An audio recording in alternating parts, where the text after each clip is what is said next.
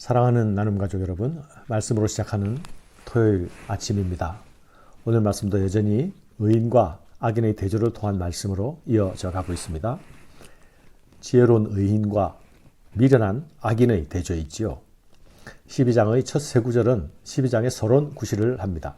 서론의 첫 번째 말씀은 훈계를 좋아하는 것과 징계를 싫어하는 것과의 대조입니다.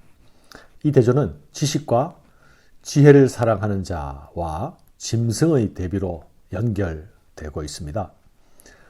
훈계를 좋아하는 자는 지식을 좋아하거니와 징계를 싫어하는 자는 짐승과 같으니라.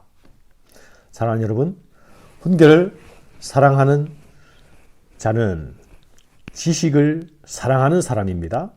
지혜를 사랑하는 사람은 훈계도 사랑한다는 말씀입니다. 훈계와 징계는 우리가 본성적으로 거부하는 것들이 아닙니까? 훈계와 징계를 우리가 좋아할 사람들은 많지 않습니다. 그러나 그것은 짐승의 본성이라 성경은 말씀합니다. 하나님의 사람들은 여호와를 경외하는 것과 같이 지혜를 사랑하는 사람들이라 말씀했습니다. 지혜와 명철을 사랑하는 사람은 훈계와 징계도 사랑하는 사람들이다 라고 말씀하는 것입니다. 하나님의 백성은 지혜의 근본이신 하나님께로부터 듣고 배우고 순종해야 하는 사람들이기 때문에 그렇습니다. 하나님은 우리들을 가르치시는 교사이며 훈육자이십니다. 우리는 지혜학교의 학생으로서 가르치시고 훈육하시는 하나님의 말씀을 잠언을 통해서 만나고 있습니다. 선인은 여호와께 은총을 받으려니와 악을 꾀하는 자는 정죄하심을 받으리라. 사람이 악으로서 굳게 서지 못하거니와 의인의 뿌리는 움직이지 아니하느니라. 하나님께로부터 듣기를 즐거워하는 사람은 하나님의 은혜를 받은 자입니다. 선인과 여호와의 관계를 말하고 있지요. 선인이란 좋은 사람, 선한 사람을 말합니다. 선한 사람은 하나님의 은총을 받는다고 말씀하고 있지 않습니까? 이 말씀은 신앙적인 것과 윤리적인 것이 신앙과 윤리가 어떻게 연결되는지를 보여주는 좋은 예가 됩니다. 악을 계획하는 자는 그 악으로 일어서려고 하는 자입니다. 그러나 그 뜻은 결코 이루어질 수 없습니다. 뿐만 아니라 정죄를 받습니다. 악을 계획하는 악인은 하나님께로부터 듣기를 원하지 않는 사람이지요. 그러나 하나님께로부터 듣기를 즐거워하는 사람은 하나님의 은혜를 받은 자라 말씀합니다. 말씀으로부터 교훈과 경계를 얻을 수 있는 사람이 바로 의인입니다. 의인은 뿌리 깊은 나무처럼 바람에 흔들리지 않을 것이라 말씀합니다. 그러나 악인은 그렇지 못하지요. 바람을 견디지 못할 뿐만 아니라 심판을 견딜 수가 없습니다. 어진 여인은 그 지아비의 면류관이나 욕을 끼치는 여인은 그 지아비의 뼈가 썩음 같게 하느니라. 어진 여인과 욕을 끼치는 여인, 이 두 그림이 대비되고 있습니다. 그리고 면류관과 뼈를 썩게 하는 것 역시 대비되어 따라옵니다. 어진 여인은 문자적으로 유능한 여인이라 말합니다. 현숙한 여인으로 여기저기서 표현되기도 합니다. 어진 여인은 남편의 위상을 높이는 면류관이라 말씀하고 있지 않습니까? 사람들은 종종 성공한 사람들 뒤에는 그 사람의 아내가 있다고 말하지요. 잠언 역시 그렇게 말씀하고 있는 것입니다.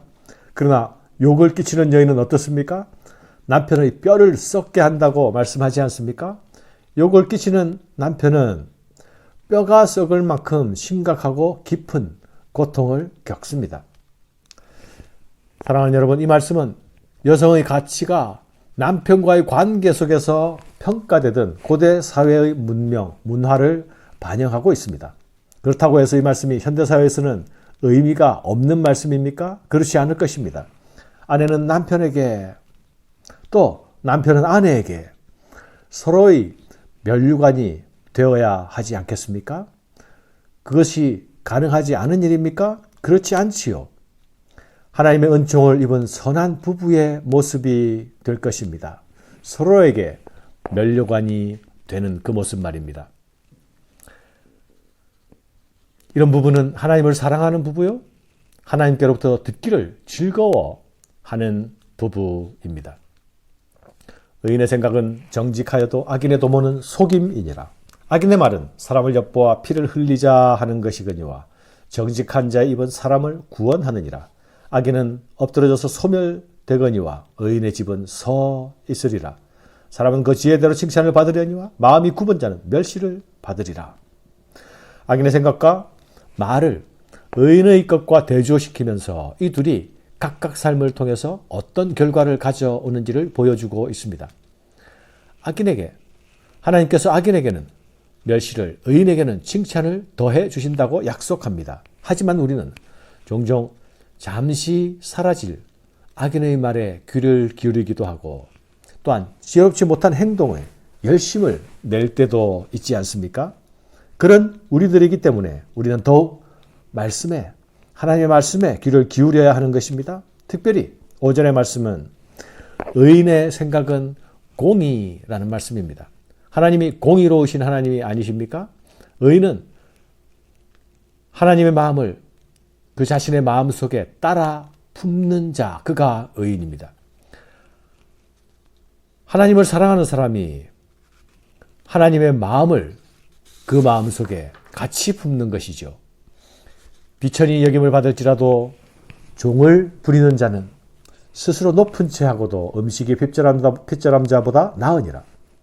의인은 자기의 가축의 생명을 돌보나 악인의 긍휼은 잔인이니라.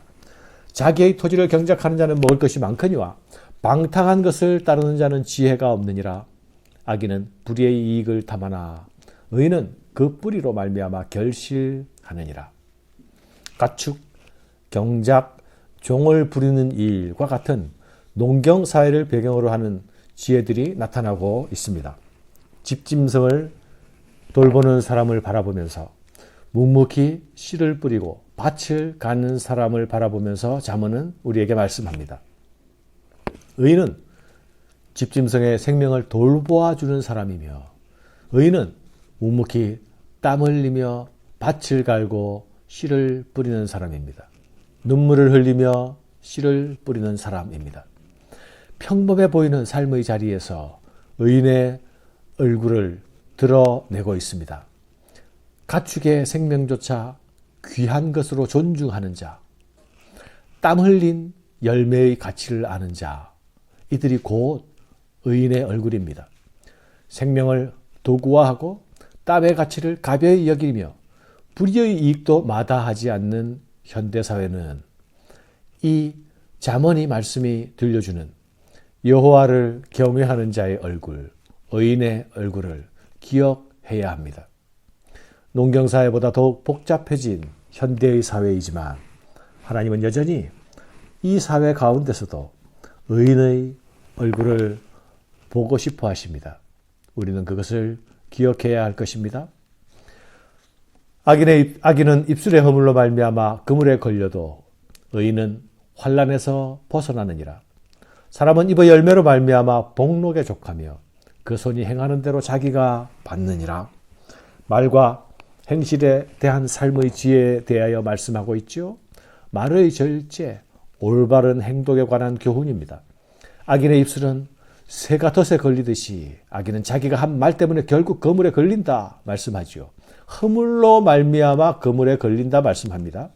악인의 입에서 나오는 그 입술의 허물에서 이 허물은 공동체의 하나됨과 이익에 반하는 말을 뜻하는 것이거나 또 하나님의 뜻에 순종하지 않은 반역과 배반을 뜻하는 말입니다. 이것으로 말미암아 그물에 걸리게 된다 말씀하시죠. 조금 손해를 보는 것 같더라도 상대적인 박탈감을 느끼더라도 일확천금을 꿈꾸는 것, 그것은 의인의 모습이 아닙니다. 투기적 이익을 얻으려는 것, 믿음의 사람의 삶의 태도가 아닙니다. 성경은 손이 행한 대로, 땀이 흘린 대로의 수확과 보상을 늘 말씀합니다. 그 손이 행하는 대로 자기가 받느니라. 땀의 가치와 손의 수고를 잃어버리는 삶은 건강한 삶에서 멀어지는 위험한 것입니다. 어떤 사람은 클릭하는 것도 손의 노동이다, 정신의 노동이다 말합니다. 그럴 수도 있습니다. 그러나 거기에 투기를 향한 욕망의 손가락이 클릭하는 것, 그것은 결코 땀의 수고가 아닐 것입니다. 하나님은 마땅히 대가와 보상을 받아야 하는 자들에게 보상하시는 하나님이십니다. 우리가 뿌리는 것이 무엇이든지 뿌린 대로 거두게 될 것입니다. 우리의 입이 복을 불러들이는 입, 우리의 손이 복을 거두어 드리는 손이 되어야 하겠습니다. 감사합니다.